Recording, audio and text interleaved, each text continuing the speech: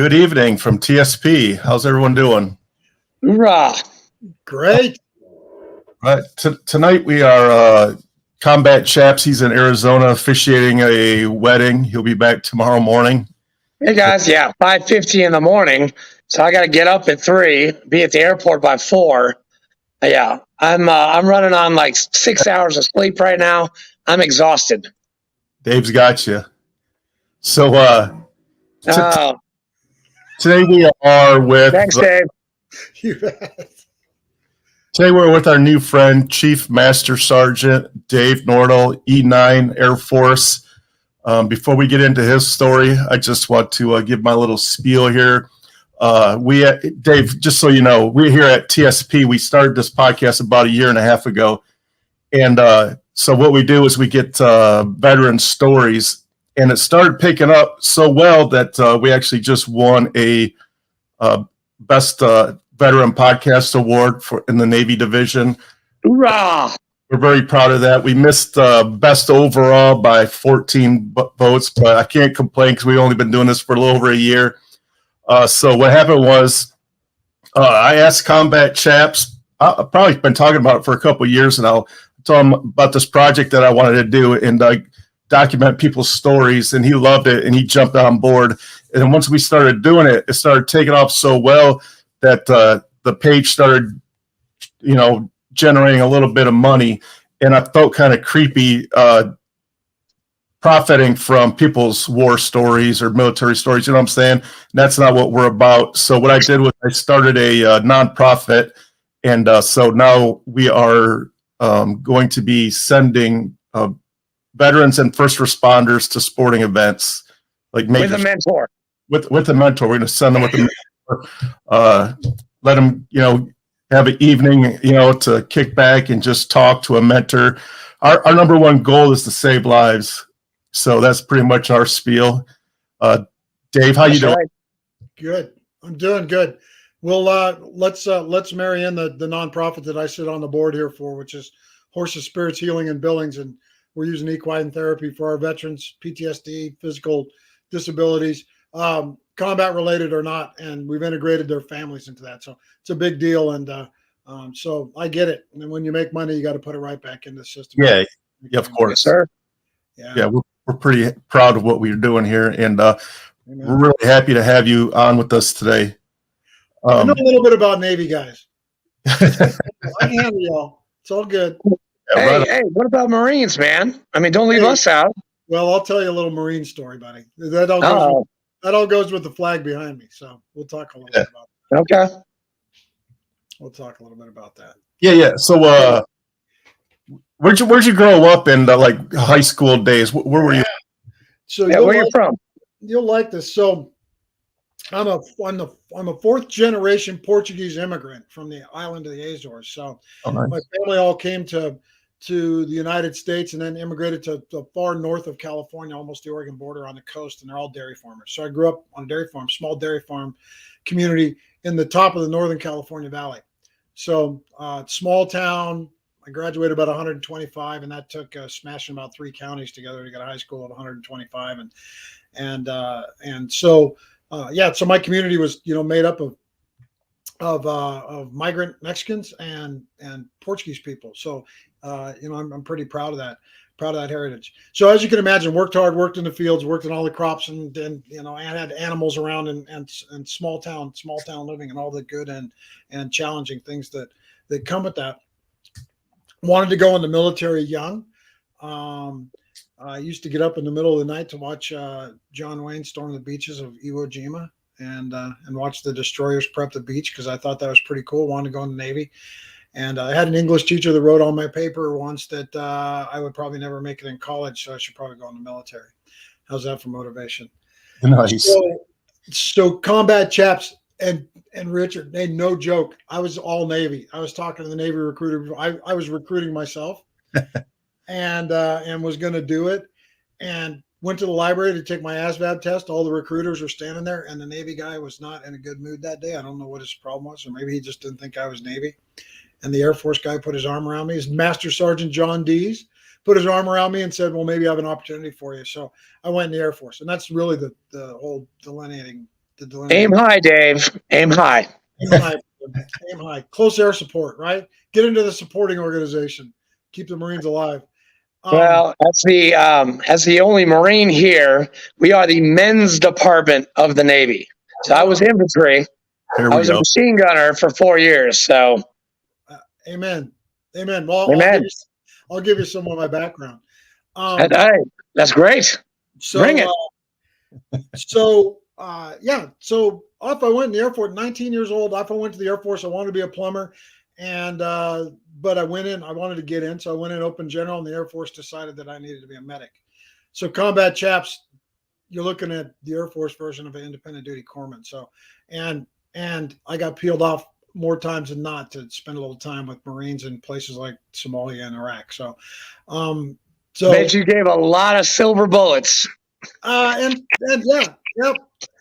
Few silver bullets, and a lot of foot checks. And I learned how to speak slower and use smaller words. And still get awesome. Well, hey, Dave, it's a good thing that I went to college and I joined the Marine Corps at 26 years old. So I went to Paris Island with a Bachelor of Arts in Classical Studies.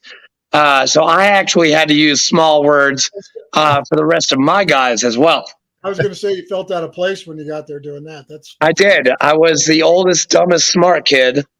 And I couldn't use big words because my drill instructors would be like, what does that mean? And go to the tree line because I'm tired of your face. Love it. I love it. So they made me a medic, and that started a 30-year journey. Nice. All the way through it started a 30-year journey in the Air Force, and I knew I wanted to stay. I knew that's kind of what I wanted to do, but you never know till you get there, right? And I hit 4 years and re-enlisted for 6 and said, I'm kind of in it to win it. And right. And God bless people and what's going on in our lives when we're in the environment. So we're going to talk a little bit about, my end times here. I've got PTSD. Most of it's visual related from doing combat trauma. And I put myself through school and got a few degrees along the way. And my graduate degree is in emergency management, but I'm a registered nurse and shock trauma nurse, and did that civilian and military. Cut my teeth in the knife and gun clubs of the Oakland Bay Area, and so there's a lot there. There's a lot to unpack. But I'm a PTSD guy. I've got my demons, and I have to deal with it. But I'm Me too. And I'm in a place where I get help because I think we all need help. I've gotten past my ego and my tough guy thing. And I've got a story if you want to get into that. Gotten past my ego and my tough guy thing with that, and realized that there's people out there that can help even if they didn't wear the uniform and they don't know. They actually have some tools to offer us, and the getting the guys together and our forms of the tough guy form of therapy, especially when you've got the things you can't unsee, unhear, and unsmell. The tough guy form, we usually run to the therapists, Jim and Johnny and Jack. And those guys have always shown up, and they're always there for you, except when they wear off in the morning, and that's a problem. And we're losing 22 of our brothers and sisters every day, and it's unacceptable. And so, when I get on these venues, I like to offer people, you'll give people my information at the end. If you just want to call me and say, Dave, how did you get from here to there? I'll tell you, I had the pleasure of working my way through the medical piece of it, but I was heavily exposed to the line. As I told you, I did independent duty medicine. So I spent time with, crazy army guys in the jungles of Colombia, chasing around drug runners and on the beaches of Mogadishu in '93. And so I got joint really quick. I got really integrated with all of the services real quick. And I'll tell you, I got into the leadership track. So you guys all grew up with sergeant majors or command sergeant majors. And, that's kind of where I ended up. My last 3 assignments were command billets. And when you're doing that, you're taking care of a lot of airmen. You got some choices. You can start breathing that rarefied air and believe in your own press and thinking you're something special. You can really use your position to do some good. And so I really started working on this stuff before I got out with our high exposure guys, mainly our explosive ordnance disposal guys.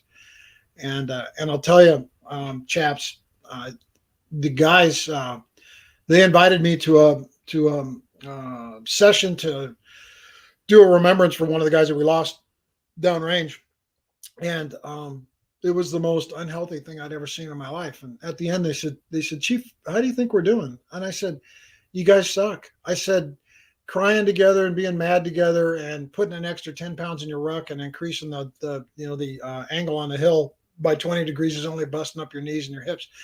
I said, there's people out there that can help. And we started working on that officially. And, the Air Force took their flight medicine programs that they use for the pilots, and they turned that completely on their head and developed occupational and flight medicine for these guys to start working on this stuff even before they get out and working on it straight up. So I'd like to think we made a difference there. But as you can see, I'm passionate about it because those thoughts that go through your head when you think that maybe you'd be better off dead, they're not real, because there's help out there, and so we need to lean on that. I don't know where I'm sure you guys both have opinions on that.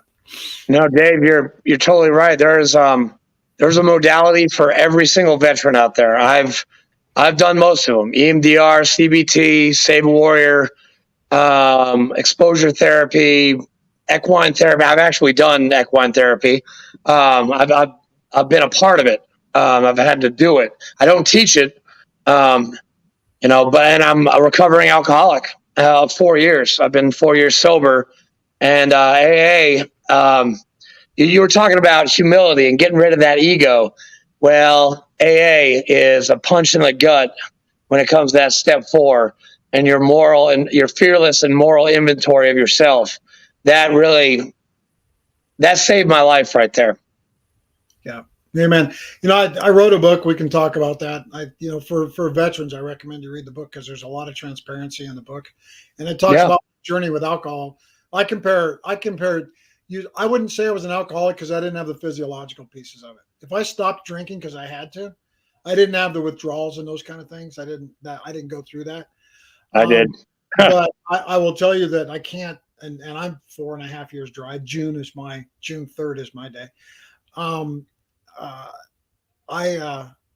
I was the type of person that, especially hanging out with the guys, right?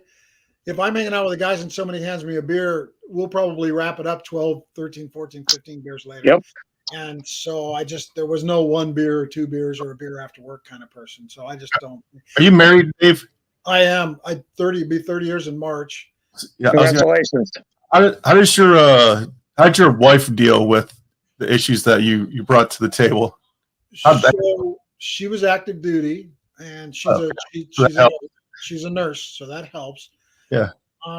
She's from Connecticut, so if you understand Eastern kind of people, that's actually a benefit. If you have PTSD, being around people that are from the East Coast is actually better because they have a tendency to absorb a whole hell of a lot of stuff without transmitting in an obtuse way. So no yelling, screaming, Go ahead. Well, Dave, I grew up in Exeter, New Hampshire, and I'm going to tell you, I know some people that are way worse than what I was, and they're from Massachusetts.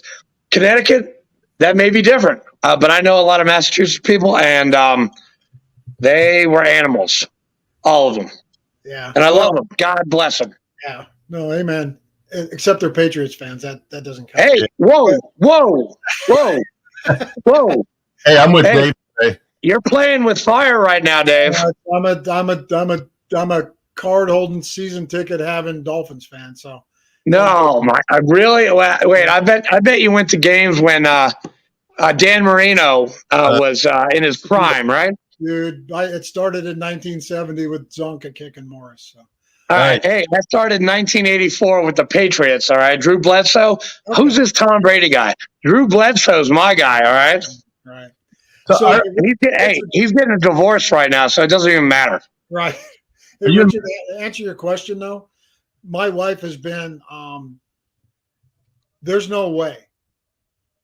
If I didn't have the wife I had, I think my path would be completely different. This is why we integrate the families, and I think that we're all out now, and the DoD's doing what they do, and they're chameleons. I mean, they change like every day. There are policy changes and stuff's changing across the board. Right. And so if we went back, it definitely wouldn't look like the way. Doesn't mean it's better or worse. It just doesn't look the same as our stuff. But the one constant is your family. And boy, if that's not stable and wired right, you don't survive you don't even survive the deployments, let alone, if you're taking some cush deployment down to, Soto Cano, Honduras and getting the suntan, even the 6 months apart causes problems if that stuff isn't Sure. Yep. So I've been really lucky that way. Really lucky. Excellent. Yeah. What year did you get out of the Air Force? 84. Oh my God. 2014, excuse me. 2014. Went in 84. Oh, thank God. I was like, damn. Yeah, out in 14. So, Okay. so if you remember, if you guys stay really in tune with stuff, my last 3 years was as the command chief for 20th Air Force, which is all the intercontinental ballistic missiles in the United States. So the 3 main bases and everything that goes along with that, and it's cops everywhere and a lot of security and nuclear everything. So between healthcare and nuclear, nothing's more regulated in the whole. Right. But Hey, Dave, have you ever heard of the 118th Air Wing? Yeah. Okay. We've adopted, our VFW has adopted that unit. So we do love the Air Force. We do. Well, I've never seen a Marine, as tough as you guys are. I've never seen a Marine smile wider than when you hear the sound of an A-10 over your head. It just makes your Dude, it makes your life easier, man. It's and I tell people we wake up before the Marines to get the planes ready to fly your close air support. So ouch, that hurts. It's true. I remember getting up really early, but I guess you guys get up really, really early. Marines defined beauty rest, man. When you look at a Marine, you think beauty rest. Oh my, dude, seriously, man. Yeah, you don't know. In all honesty, chaps, I've been places with Marines, and I've been there at the moment of truth, and I have no more. Soldiers and Marines hold a place, especially as a medic. They hold a place in my heart that it moves me every time I run. Our license plates in Montana are pretty obvious if you're a vet, and I stop and I go out of my way, especially with soldiers and Marines, to talk with them, because I know I've been the last guy. I've been the last guy. I've been the last one to look in their eyes when they come off the helicopter. I've some of those are people that will stay with me forever. Yeah. And they are absolute unbelievable human beings. And so what you guys do is totally admirable. Hey, but you know what? I'm going to give you another compliment, and the Navy too. All right.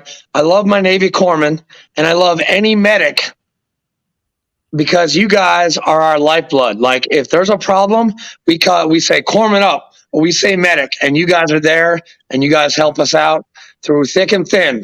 I mean, damn, you guys are amazing. I mean, what was that movie, Hacksaw Ridge? He rescued 75 of his platoon mates. I mean, that's crazy. Without a weapon. That's the way. Yeah, absolutely.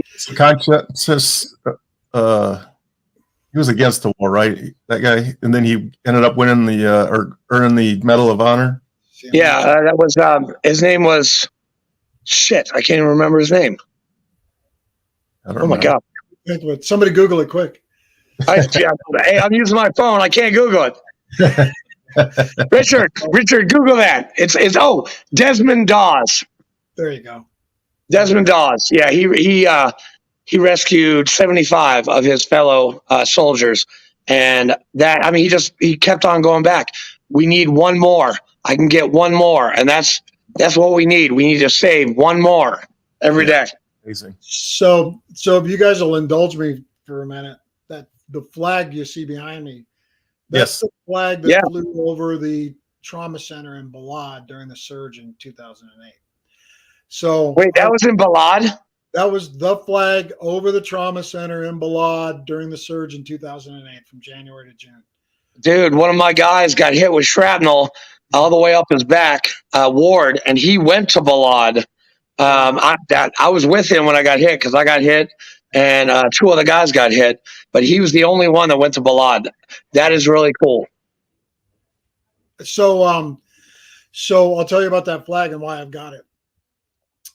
When I was on my way over there, I was trying to figure out how the hell I was going to get 235 highly trained medics and, you know, all the support staff that goes along with it. And we had an whole element that was joint. So we had all the liaison people there.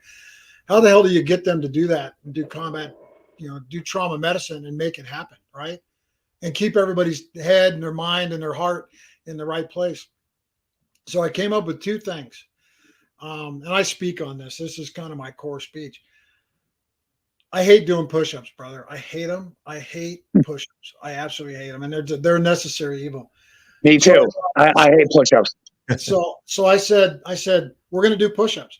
Push-ups make me stronger. They'll make other people stronger. And when you share pain, you just get better together. So we're going to do some push-ups. And the other thing was, I said, we're going to develop an attitude, a daily attitude. And no matter how shitty it gets, it's going to be a rallying cry. So I get there and we rip TOA, as the Army guys say. We got our replacements going. And so they had built the trauma center. So this was we were just coming out of the tents and into the new trauma center. They had built the trauma center onto these old Iraqi officer buildings, offices. So one of those offices was mine. One of the hard offices was mine. And I could come out of my office, make a right, a left, and go down a ramp, and it dropped right into the middle of the trauma bay, right where the helicopters. And so when I got there, the first thing I did was worked. And everybody freaked out. They're like, Chief, what the hell are you doing? And I said, guys, this is what I do. I'm a trauma nurse and I'm a medic. No, the chief doesn't work. I said, well, this one does. And we're always a pair of so I'm going to work. And so they thought that was pretty cool. But when I came to work, I had to walk down this hallway, and in the first office was the office for the chaplain. We had a chaplain 24/7. You can imagine why. So I went in the office, I got on my knees, and I had the chaplain pray on me. And the cool thing was one day it was a rabbi, and the next day it was a Catholic priest, and the next day it was a Baptist minister. But the words were all pretty close to the same, and it sure definitely built a little foundation for strength, right? Because I needed that because I had to be strong for everybody else. Because when you're in front of all this mess and you got young kids it's their first time doing this stuff, it's a little violent. My second stop was in the admin section, the command section. And these are the guys that moved planes around. These are the guys that got your buddy back to his parents in 48 hours back in the world, right? And everybody likes to call them admin people. That's only because that's what their MOS AFSC was, but they were doing much more than that. So when I started, I said 5 push-ups, guys. We're just going to do 5 push-ups. I'm not going to kill you. We're just going to do 5. Air Force thing, right? The Marines would have done 55. So I said 5 push-ups. So we do 5 push-ups. And then the magic question came, guys. How are you doing, Chief? Now, that's an innocuous question, isn't it? Until you're leading people in these shitty places. And I turned around and I said, I'm maximum fabulous, guys. And they looked at me and said, what in the hell does that mean? And I said, that is the highest on the hierarchy of attitudinal behavior, is to be max fab. And that's where we're all going to get. And on days when we're not max fab, we're going to work towards it all day long and the next day until we get there, because that's where we need to stay to be able to carry through. Because that carried on. This thing it kind of got out of control. I just did it. I went to Shields. I went to the sporting goods store the other day, and I did it to the workers in there. I did this little thing, and you could see them all light up. So when I went to leave, the boss asked me what I wanted when I was leaving. And I told him I wanted the flag at a Heroes Highway. So, chaps, if you've been through there, Heroes Highway is the small tented area from the helicopters into the trauma bay. In the top of that was an American flag, huge American flag. Took about 6 people to get it when it was folded out. If you saw that flag during my time there, if you could see that flag, 99.5% of the time that you went home alive. So our survival rate was 99.5 while I was there. And I attribute this organizational attitude thing to it.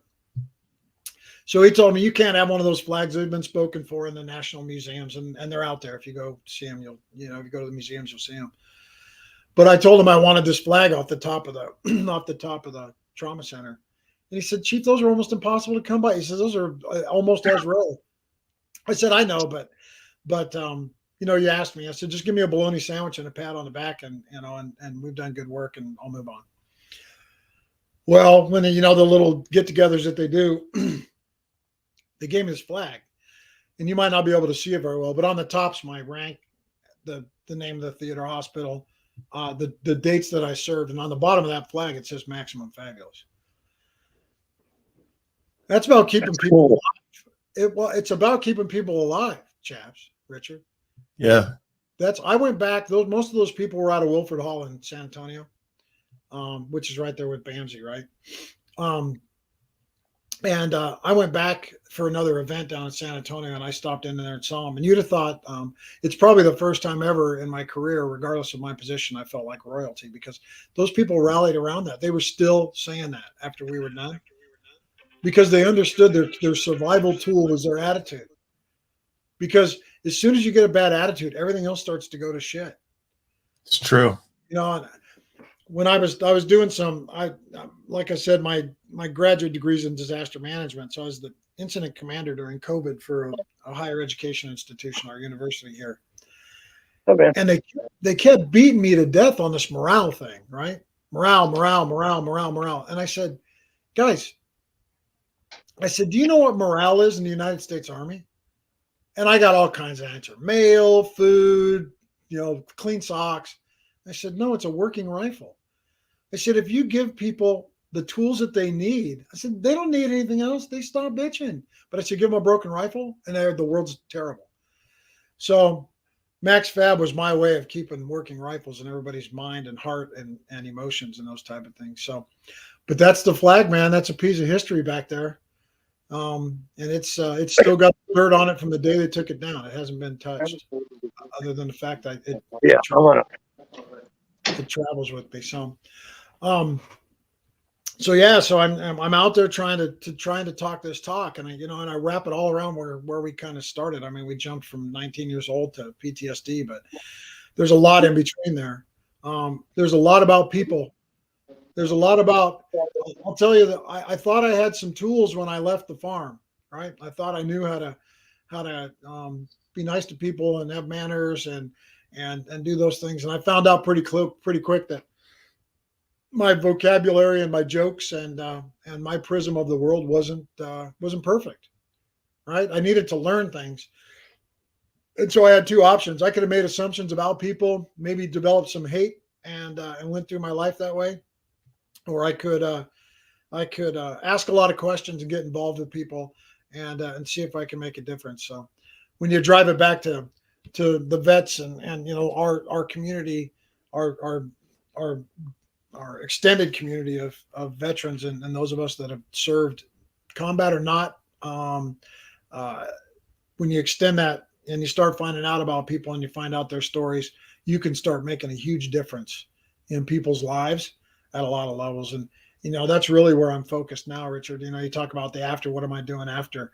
I'm really trying to get myself in a position where I'm here. So if people need me, I'll come and help and speak and share the book with folks and that type of thing. So I feel blessed anytime I'm around a veteran because I know they have a story, and usually I like to eat that up. So. Yes. Well, Dave, I don't know if you can see behind me, but I'm Maximum Fabulous right now. Look at this view. You already got it, man. You already got the I'm loving life right now, man. I get to go and marry really cool people and veterans because I do it for free. And I love your story. I love the fact that you're helping people, and I want to hear more about this equine therapy that you're doing. Yeah, sure. So Horses Spirits Healing was started by Intermountain Equestrian Center that's run by Paul Gatzmeyer and Barb Skelton. They're pillars of our community, and they've been here for a long time. Paul started it because he wanted to get involved with veterans because his dad flew in the bombers over Europe in World War II. And Paul never served, but it's kind of his way of giving back. So the initial concept was just, they love horses and they've got an equestrian center, was to marry these horses up with people so that there was an adjunct. I'm trying to find something, and chaps, maybe you can speak to your experience. I'm trying to find something that calms me and helps with my demons and those kind of things. And so we brought on a certified trainer that's equine therapy trainer, a counselor. They don't do mental health, but they do the horse piece with it. And so we incorporate with all the referral centers, so the VA and the other medical treatment facilities, especially that deal with mental health, and the court system, right? So some of these veterans, when they come out of veteran court, one of their options is to work with the horses. So right on, brother. So so it started off that way, and the doggone thing's grown, and we extended it to families because there was a need for that. And then all of a sudden you see the therapy results start to actually drive data. And then the University of Columbia picked 4 programs out of the nation to kind of incorporate with, which ours is one of them. And so, when you're doing these post, when you do your baselines, and then you come back and you do your post TBI studies and those type of things, and you get, you come up with your numbers. Man, the horse is just making huge improvements with these people's lives, and some of these people are so involved with the horse that if you took it away, that you'd have some pretty severe repercussions. So they asked me to come on. I really didn't. I said, well, what do you guys need me to do? And so, I talk with the veterans organizations, which is that to get them, money drives all of this, and running horses is not cheap. So money drives all of this. And so I've found it a little bit challenging with the veterans organizations to make any inroads. And it's not because they're not wanting to, or they have other motives. It's just that everybody wants a piece of them, right? There's a lot out there. There's a lot of competing things out there. So anyway, so our horses are magical. They've all got names. One of the horses' names is MasterCard because they actually bought the horse with a MasterCard. But people stay with their horse. They stay with their trainer, and they can come out as often as they want. And so if you look at some of the bigger organizations out there that do similar work, or at least work on behalf of veterans, especially veterans that have combat related injuries or illness, their overhead's pretty high. In fact, some of it is about $9 makes it to the veteran, and $91 is to the overhead. So there's some numbers that are that extreme. Ours is the opposite. So about $91 makes it all the way to the vet. And then we keep our overhead. We do almost all of our work for free. So the unfortunate side of that story is that our fundraising and our grant allocations have underperformed our utilization this year. So we're behind on fundraising. So we're working hard on that. But I'm pretty proud of just being part of it. It's amazing to see. They always tell me I need to come out and ride a horse, and they're right. I mean, I do my therapy things and the stuff that I do, and I've ridden, and I'll go out with the vets and our brothers and sisters and spend some time with them. But it's pretty amazing. That's awesome. I love horses. I do. I actually learned how to ride on a 19-hand huge horse. I was like 7 years old, scared to death. But I love horses. I've got to lose a little bit more weight so my wife and I can go and ride. And we definitely love to take part in anything in Montana. Because one, I've never been to Montana. That's one of the states I've never been to. Well, just hit me up. I mean, you got my information. Just hit me up. You got it. I'll get you a place to stay. We'll go ride a horse. That'd be awesome. And by the way, in Arizona, I saw so many horses today. It's not even funny. That's awesome. What did Richard do? Did he run away? I don't know. He's gone. I guess I'm in charge now. That's not good. No, it's not. He's the host. I'm just a comic relief. I'm sure he'll pop back on. I'm sure he'll. Yeah. He might have had to take a call or something. I don't know. So tell me about the show. You guys are getting some pretty big viewership. So what's kind of the genre out there? It's short of us all storytelling. We've got stories to tell and to talk about. And I don't like to be all doom and gloom. It's we get the high roller interviews. We've done Uncle Si, but we've also done the lowest of the low, the PFC that didn't go anywhere. We want to know every story, from the highs to the lows, and it helps people. I mean, it's not like, we don't hear great stories all the time. We hear real stories all the time. And those real stories, they help people. And we're listening to 9 different countries. I don't even know how our rating is. That's all Richard. Yeah. He knows, he's got the numbers, but we did well enough to win, best Navy podcast. So That's awesome. That's awesome. Don't photobomb those people behind you.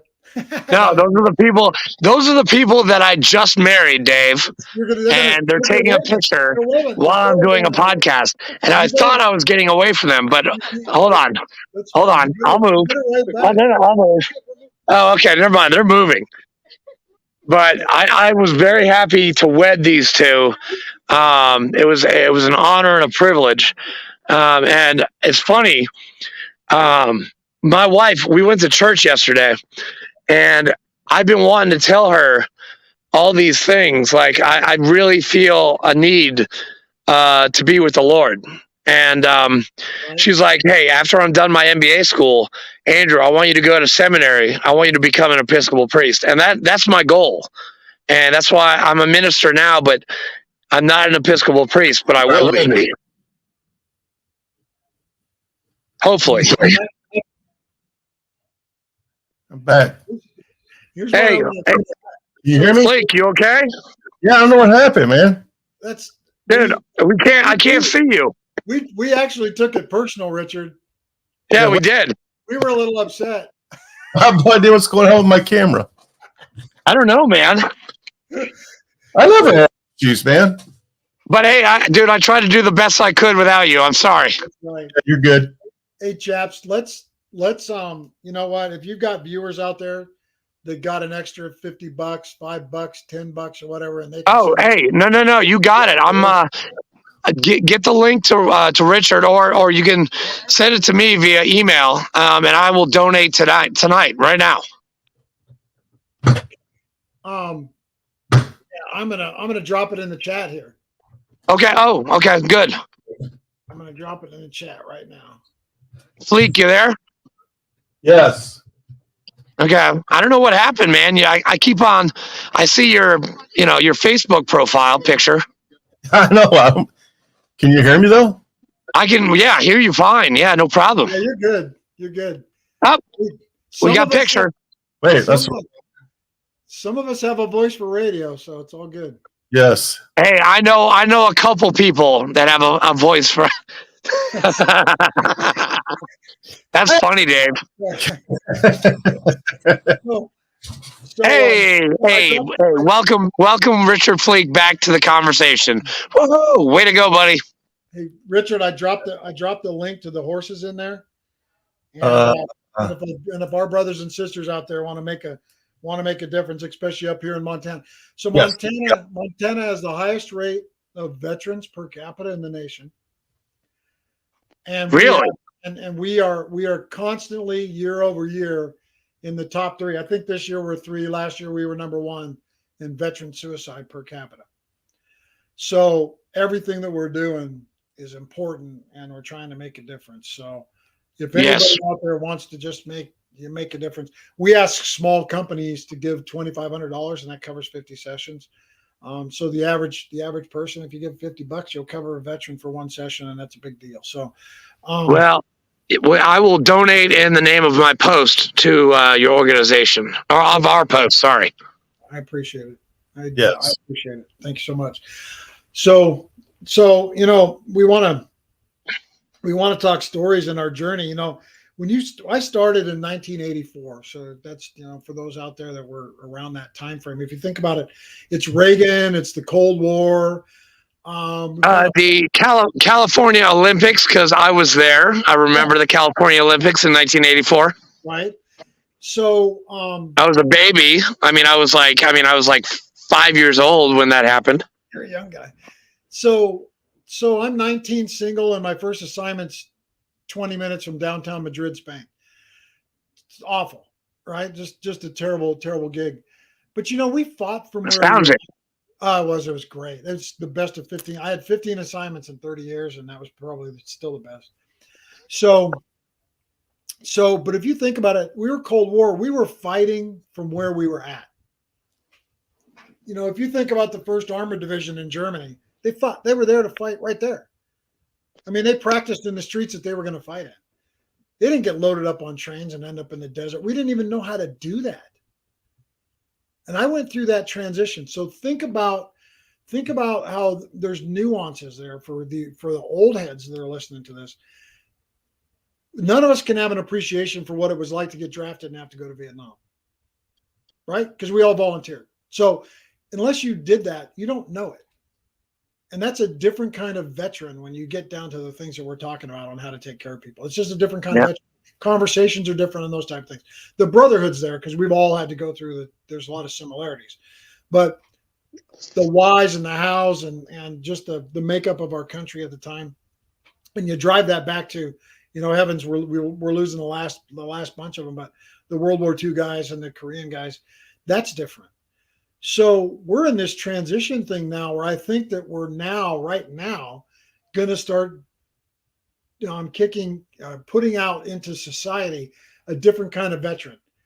So I went from 84 to 90, first Desert Storm, and then we didn't stop, right? We were in the middle of something for up until months ago, up until we pulled out of Afghanistan. Right. So what is the new airman, soldier, sailor, Marine, Coast Guardsman, and now spaceman, right? We've got spaceman. Yeah. So what is that person learning? What are their experiences? And what are they going to bring positive and challenging back to our civilian world when they transition? And I think it's our responsibility to fill that gap. The Vietnam guys never felt comfortable putting their arms around us because nobody put their arms around them. And so we had to work on that a little bit. I think some of these people that are going to come out of this next generation, it's going to be weird because, some of my supervisors, my E7, my second assignment was in Indiana. My E7 broke my nose, headbutted me and broke my nose. He's a former soldier. He was a medic. He was a medic, Army medic. They crossed over to the Air Force, and we're out playing softball one day. He takes his shirt off, and he looks like a surgeon's nightmare. The guy'd been shot through both lungs and that type of thing. And he broke my nose at a party one time. They thought it was funny. That was just okay to do. Well, I was raised by those guys, but I'll tell you, some of their tough love I will not replace for anything. Some of those long walks behind the hospital to talk about things were invaluable, and that stuff doesn't happen anymore. So, yeah, I don't want to get too waxing philosophic about this, but when I get an opportunity to be on a show like this, and you've got an audience the way you do, and you got the both of you here, and Chaps has got his own story. I think we're remiss not looking at a bigger picture. I got it, Chaps. Love you, brother. Yeah, his phone's dying. Yeah, love you, man. No, it's good.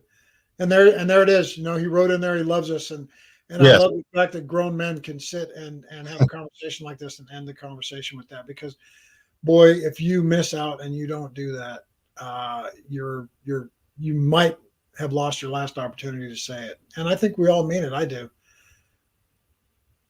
Absolutely. He tells me he loves me all the time, man. I'm like, hey, easy, man.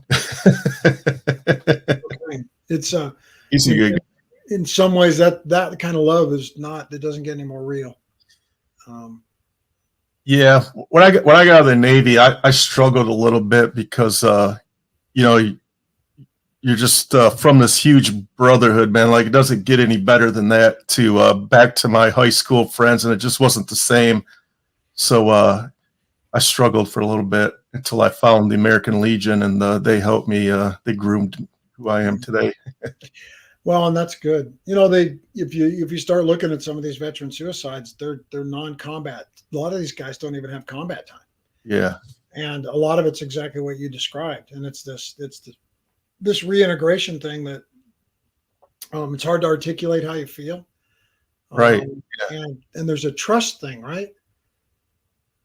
you're pretty relaxed around your brothers. You can get, back in my drinking days, I could probably get a little more drunk than I normally would because I had brothers and sisters that were going to pick me up, and vice versa, right? And it's kind of there. Yeah, that doesn't. It's not natural, I guess. Out in the civilian world, it's not natural. Yeah, and then like when I first came home, the way I would talk, people would look at me. My wife would always stop me and say, "Hey, not everybody was in the military. You can't talk like that." Right. Hey, stick with me. I'm going to do one thing. Yes, sir. Hey, Pat, can you bring my charger? My computer wants to get a little lazy here. We'll plug it in. But no, well, so I wrote this book on leadership. It's called Giving Back: Life and Leadership from the Farm to the Combat Zone and Beyond. And it's full of farm experiences directly related to my leadership and the military. Yeah. And one thing that you'll find is, you can come in. You don't have to hide. One thing that you'll find is that it's this continuously going back to the challenges that in my life, farm life. I guess you could talk in the same vein about inner city life, urban life, and the tough things about growing up in projects or whatever it is that kind of groom you and shape you. But when you bring all your military stuff back out and you stay in that Napoleonic structure and that whole, that hard reporting chain and the chain of command, and you stay in that and you try to apply that in the civilian world, people don't like you. They emotionally do not care for you because they think that you're doing something that's nefarious. And actually, it's the highest form of caring, right? I mean, because everybody's included, and mm-hmm. Leaders eat last, and you got to make sure everybody's fed, and figuratively and literally. And I get it. I totally get it. It's taken me. I've been retired since 14, so I'm coming up. It'll be 8 years, or it was just 8 years, and August was my retirement ceremony. The 1st of December, it was the actual date. But yeah, so where is that? There's so many gaps to be filled. I feel like I'm responsible to help, and that's why I'm doing it. That's why I wrote the book. That's why I'm talking. That's why I'm here with you. Is there's a gap, and I think people need to feel free to pick up the phone. You and I already have a better relationship than I do with probably 100 people here in town, just because of our backgrounds and doing this together. So. Right. Yeah. I tell everybody, the military does a great job to take the civilian out of you, but they don't know how to put it back in you when they release you back out in the wild. So there's this huge disconnect for a while until you figure things out. Right. So my suggestion is always to somebody that's just getting out of the military is go find a American Legion, VFW, AMVET, something like that, and they definitely helped me a lot. Yeah, no, that's huge. What'd you do in the Navy? I was the air boss's yeoman on the USS Carl Vinson aircraft carrier. I saw it back there. I was wondering if that was your gig. That's pretty awesome. Yeah, that's my old neighborhood. You had your token Marines running around the ship? Oh yeah, there was 80 Marines. Yeah, there you go. That's pretty awesome. No, I've got respect for what everybody does, and I really tried hard to expose myself to as much as possible, because I didn't feel that you could lead, especially in the combat zone, wherever you're at. There's all different levels of that too. I didn't feel that you could lead unless you learned a little bit of the language and tried to have a little bit of understanding of what people were going through. And so I think that applies in life. We just don't have enough structured venues where people feel comfortable. And I wonder, I had the opportunity to work for general officers directly, close the door and talk to the old man, just because that's what, as the chief, in the Navy, your master chiefs did it all the time. Yep. And those are pretty candid conversations. And, I'm not going to share any specifics with you or intimacies, because actually, quite frankly, it's almost like confession. But I will tell you that the first thing that I learned is that people that are in true leadership positions, and I've done it since I've been out, and I was it. When you're a one-man band medic out in the middle of nowhere, I guess you're kind of leading a whole bunch of things, to include yourself. But the one thing that I never took for granted was the fact that leaders get a lot of advice and everybody's got an opinion and there's emotions that can be wrapped around hard decisions. But in the end, the only person that owns it's the leader. And if you don't have respect for that, that's a little difficult. I had some really good leaders that I had some really hard conversations with that actually walked out of the room and actually went and did what I suggested because they knew it was the right thing, which I thought was awesome.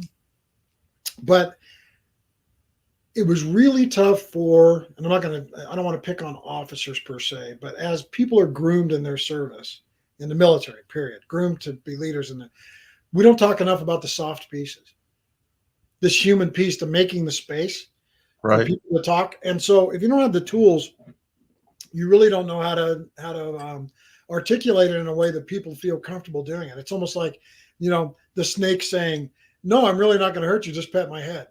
Right? Like, yeah, okay, right, buddy. I can see your fangs.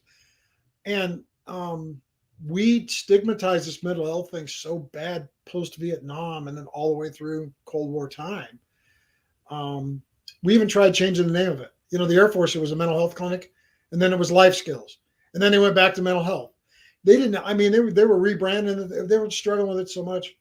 So I didn't mean for this podcast to be focused on that, but I'm so passionate about the fact that I think that the avenue to fixing this 22 veterans a day suicide and the struggles that we've got and guys sleeping on the street because they just couldn't make it and all the things that go along with that. I think the answer lies from within, man. If we keep looking on the outside, hoping that somebody's going to show up and come up with some magic solution, I don't think they understand because it starts with a conversation. Right. Yeah. And the price of entry is service. And as much as we pick on each other, we all respect each other equally. Yeah, 100%. Yeah. So 100%. And I tell everybody that I run into, man, if you know a veteran, if you have a neighbor veteran or your brother, your sister, or your uncle, just call them up and just say, hey, how you doing? Literally, that's all it takes is to pull a gun out of somebody's mouth, Yeah. Well, it's the ask and earnest thing. I've got a friend here who's got a nonprofit. She works on rural and farmer mental health and suicide. Her dad was an 82-year-old farmer and killed himself. And our farmer suicide rates are even higher than the veterans rates here. Rural mental health is a big deal. And her nonprofit's called Ask and Earnest. And you're right. When you go up to people that are struggling mentally, I'll give you an example, Richard. Yeah. If you and I are driving down the street and the car in front of us hits a guy on a bike, you and I are going to do something. I'm going to go check him out. You're going to dial 911. We're going to get a blanket. We're going to stop some bleeding. We're going to do stuff, right? Yeah. If somebody has the same accident and it's a mental health condition, we flip a U-ey and go 7 blocks around it because we feel like we're not equipped to intervene. And the answer is no, because there's always something that you can do. And you said the magic thing, the elixir to mental health is just stop somebody and say, hey, you look a little off. Are you okay? Is there something I can do for you? The healing starts right then and there. Yep. Nobody wants to cross that line. Right. But we all want to say we're courageous. All through COVID, everybody that had a job that was difficult or made more difficult by COVID, nurses, doctors, lawyers, bankers, whatever it was, we started using the word hero, and it started to bother me because, Audie Murphy said the definition of a hero is somebody that's too tired, too cold, or too hungry to give a shit. And there's a lot of truth in that because they get down to just bare survival instincts, and then they go do stuff. And in his case, he was lucky enough to live through it and talk about it and get the awards that went along with it, the appropriate decorations. So hero is a pretty powerful word to me. And, heroes are people that demonstrate courage beyond what they even thought they were capable of. And I think one of the most courageous acts in our society today amongst us veterans is the ability to walk across the room and say, hey, man, I stopped a guy. I was on my way to therapy. There's a guy sitting there with a service dog. I said, it's a nice dog. I said, how long have you had it? So on and so forth. I said, so what's your story? So he told me, military guy, can't breathe, burn pits, first Gulf War, blah, all the whole shit match. We talked for about 15 minutes. I kind of told him a little bit about me. I said, hey man, I'm praying for you. Here's my name. If you need anything, let me know, so on and so forth. Before I could take 3 steps walking away, he had already thanked me 3 times for stopping by and asking how he was doing. Yep. Big deal. And I'm sure he went home and said, this guy stopped and talked to me, that kind of thing. But people see those service dogs and they freeze. Yeah. Yeah. We got to work through that. I think it's us to lead. I think it's 100%. And I guarantee you changed that guy's life. You changed probably his trajectory of his being, just by simply stopping and talking to him for 15 minutes. Yeah. And he was, thanks. He was frustrated with the burn pit stuff. And I said, I'm in the burn pit registry. I did my time living almost right next to it. And, you know how long it took me to get my first VA appointment for the burn pit? No. Yes. Just take a guess. I would have to say it's like 6 months. 11 years. What? From the time I put my name in the registry to the time I got my first face-to-face appointment was 11 years. That doesn't even make sense to me. It does. And the appointment was just validation of geography. Give me your assignments, give me where you were at, give me your exposures and so on. And I brought up a couple of places. She looked at me and she's like, I don't even know if that qualifies. And I said, well, my lungs think it qualifies. Right. But so we're struggling with that. And that's the next thing. So between PTSD, whatever ailments that are going to come along with just, being the exposures that we have and the burn pit thing. I'm working after this election next Tuesday. I'm going to get with a couple of state senators and we're going to work on some VA disability laws in Montana because they're a little bit behind and see if we can't get some laws amended to kind of right the ship for our folks. Yeah. And so wish me luck on that. I mean, when you get into the legislature, everybody's got their own agendas. And so it's all competing stuff. But I'll see if I can go up to the Capitol and maybe testify and talk about these things. So, yeah, that's awesome. Yeah. So, tell me about this thing that you started 18 months ago that's freaking taken off like a rocket. And what happened? And I find it fascinating. I'm glad I ran into you guys. It's been that's awesome. You're filling me up. I'm getting my max fab now. Yeah. So the way it started is it's been a project in my brain for 57 years. So both of my grandfathers are combat veterans. One was in the Navy. He was in boot camp when the Japanese bombed Pearl Harbor. His first assignment was to go to Pearl Harbor and fill body bags. My grandfather on my mom's side, he was drafted and fought in across Europe. He was a member of the Old Hickory 30th Division, and he fought Hitler's SS division twice and beat them both times. So when I was a kid, my favorite thing was to do is when I saw my grandparents is just talk about their experiences. Even from I was just a little guy, and my mom would always scold me. Hey, stop talking to your grandfather about the war. It upsets him, blah, blah, blah. But that just intrigued me more because my grandfather on my mom's side, he was literally the strongest person I've ever met in my life.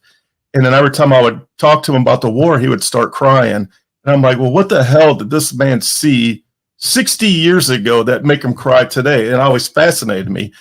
But then, years later, I became a veteran. And then throughout my travels, anytime I'd go to the American Legion, VFW, anywhere, I'd always sit at the bar next to the old guy and start talking to him and getting their stories. And I heard some amazing stories, man. I was talking to this one guy, and he was talking about being at a gate and shooting the locks off.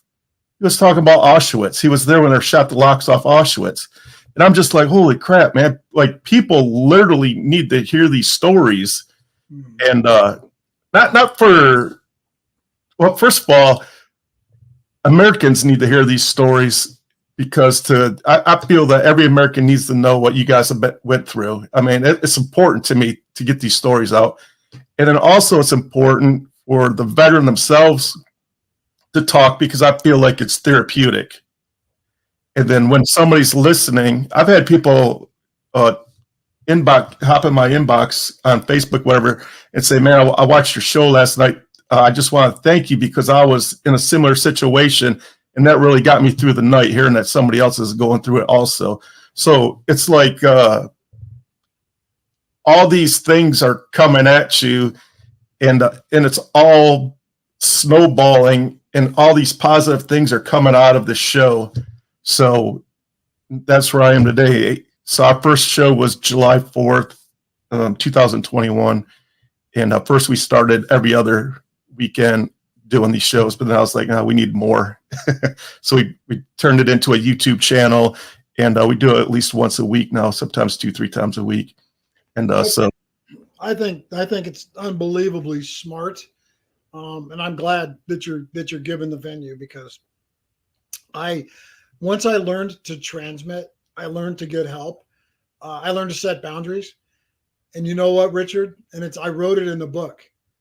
Once I learned to cry, yeah, it's okay, man. yeah, And the title of the chapter is "It's Okay to Cry on the Farm," because I can remember I got thrown off a horse, and I can remember my mother. My mother's read this book, told me I wrote it 40 years too late to save her.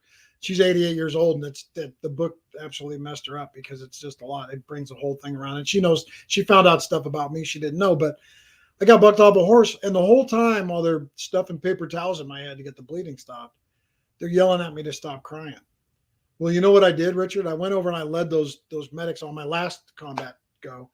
I led those medics, and we had days where we would have more than one flag draped body bag, freshly KIA guys, that looked like my son, by the way. right, yeah, And we had a small ceremony that we did before we moved them out and started their journey back home. And there's not a dry eye in the room, and people are emotional. I mean, extremely emotional, except for one dude who felt he couldn't do it. He couldn't afford it. And it damaged me. It's damaged me to this day. And so I should have been shedding a tear, brother.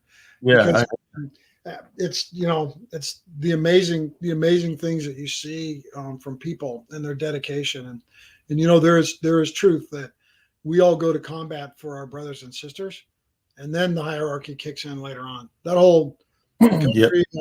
and freedom and all those things, that's all second to the guy and the guy to your right and the guy to your left. It's a big deal, and I've been there at the moment of truth too much.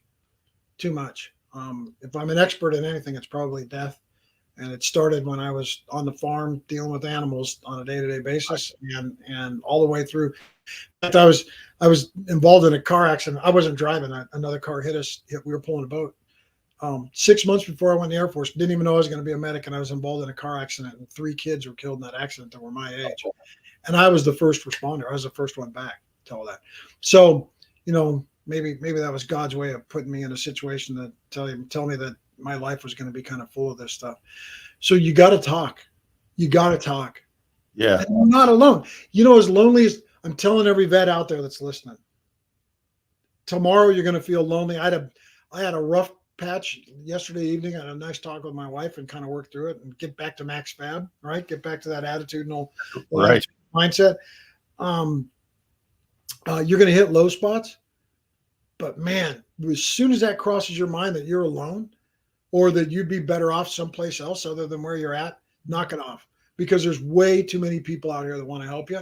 You just got to build your network, build your safety devices, and roll with it. Right. Yeah. Absolutely. 100%. Yeah. So, yeah, I'm sharing the book, man. I'll show it to you. I want people to read it. Yeah. I was gonna ask you about that before I let you go. Let's hear about the book. Give them back. So, the book is a compilation of they're my stories. They're my adventures. It covers things like change. It covers challenges. There's some military stories in there, some medical stories, some things when my integrity was pushed to the maximum. Being on the right side of a decision, but it being the hardest place in the world to live. And there's some wartime reflections in there, chapters that were really hard to write, but they're in there. Amazingly, most everybody that's read it, that gets back to me, They'll pick a chapter or they'll pick nuggets. It's an easy book to read. The chapters are really short, and at the end they've got little nuggets in there of things to make you introspective to think about. And amazingly, people like you just talked about, I don't think I've had but one person come to me and say, "Tell me about this chapter or this chapter." The two that are probably a little more detailed on combat related stuff like you'd heard from your grandfather, and they avoid that. It's like it's some taboo, and so I don't have a problem talking about it up to a certain point, based on I need to share. It's therapeutic, like you said, but sometimes you can get to a point where it becomes unhealthy. So you got to kind of leave it. You got to kind of leave it be. So everybody's got their own way of dealing with it. But the thing is that you can get into an environment that's safe, and there's people out there that want to help, and got to go do that. Yeah, for sure. Yeah. When I first met my wife, I didn't talk. I was like a mute. Even when I was a kid growing up, I was a mute. Like my neighbors would tell my parents that, I think your son's on drugs or something, man. He's just not right. He doesn't talk or anything. I joined the Navy, got around different people, and then I met my wife, and then I just started growing, and I went from this mute kid to now talking on a podcast 2 or 3 times a week. It's right. Weird transition. I can't. I'm amazed. I'm so glad that we made all of this happen, because I'm absolutely freaked out about where you're at with this thing, because I think people are trying to break through like you are, to make an impact, and I think you found it. You found it. I'm going to drop the link to the book here in the chat. Yeah, do it, and I'll when this episode goes live, I'll make sure all this information is in the description. Right. And I'll make sure. But you said we're live right now. So if somebody just no, we're not live right now. It will be live Sunday night probably. All right, that's cool. We'll have to watch it. Yeah. No, it's so relaxed, and if Chaps was still here, I'd still bust his chops on the Marine Corps. It's great. It's good that you guys do it together. And what I'll offer is if you want me back, or you think that I have some value for certain for sure, certain stuff, have me back, because even if I get one person, it's like I put in the book. If you read the whole book and you get one nugget out of the book, then it was worth writing the book. And I mean it. The book's titled "Giving Back" for a reason. I'm not gonna die with the nuggets and the treasures that I collected along the way. And some of that is about this use of alcohol. I talk about it in the book as being married to it, and how the divorce was really ugly, and the things that you go through, and what you didn't know about this partner that you had until after you leave it, and all of the evil things that go along with it. But and it's not that you shouldn't drink. If you can handle alcohol and you can have a beer with buddies, I think that's great. I think there's a bonding thing that goes there. So I'm not saying everybody should be teetotal, but Dave should be teetotal. Yeah. And it's gotten me in a lot better place, and it keeps my demons in a better spot where I can make friends with them. And my therapist asked me the other day about it. She said, why do you think that there's the veteran suicide is where it's at, and those type of things? And we talked about all of this stuff that we talked about. But I told her, I said, you've got to understand that PTSD, or these demons that we carry around, are permanent. And I think where the disconnect is Americans especially, they want to take a pill or have a surgery, cut the lump out or replace my hip, and then let me get back to normal. Right. You own this one. Yep. This is an incurable thing. It's managed. It's not cured. And so once you tell yourself that, then you can start using your efforts and energy to manage it personally and with help. So. Yes, sir. Yeah. So that's Dave in a nutshell. I'm sure we could talk for hours. And So we'll probably cut it off here in a minute, but I was going to suggest, let me get this book. I'll read it, and then I'll have you back on, and we'll talk about the book. Then type your address into the chat, type your address into the chat, and I'll send you a signed copy. You don't need to buy it. I'd love to buy it. Well, buy it, but let me. Of course, your address would say Duesenberg. Duesenberg Drive. There. So I'm going to stop by your house and say hi when I get to Tennessee. Heck yeah. I like Tennessee. I don't like driving in Knoxville, but I like Tennessee. Yeah, I'm a couple hours from Knoxville. I'm about 30 miles south of Nashville. I like Nashville. It's getting crowded here. Well, because it's a good place. Yeah, it's an awesome place. I'm originally from Detroit. I've been here in this area for 9.5 years. How to spell your last name, Richard? It's F as in Frank, L-E-E-K.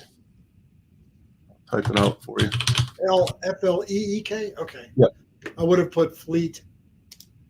Yeah. It would have been fitting. So, no, that's no, it's good country to live in. And, Yeah, it's awesome. So I'm going to cut this recording here. Sure. I appreciate you coming on, but if you want to just hang out for a second here Yeah, you bet. until we cut loose, just want to thank all of our listeners. Thanks for stopping by. Make sure you buy Dave's book and send him a few bucks for his nonprofit that he's working with. The nonprofit thing would be helpful. Yes, awesome. And you're helping out brothers and sisters directly. It's just a Yeah, absolutely. All right, I'll see you on the other side.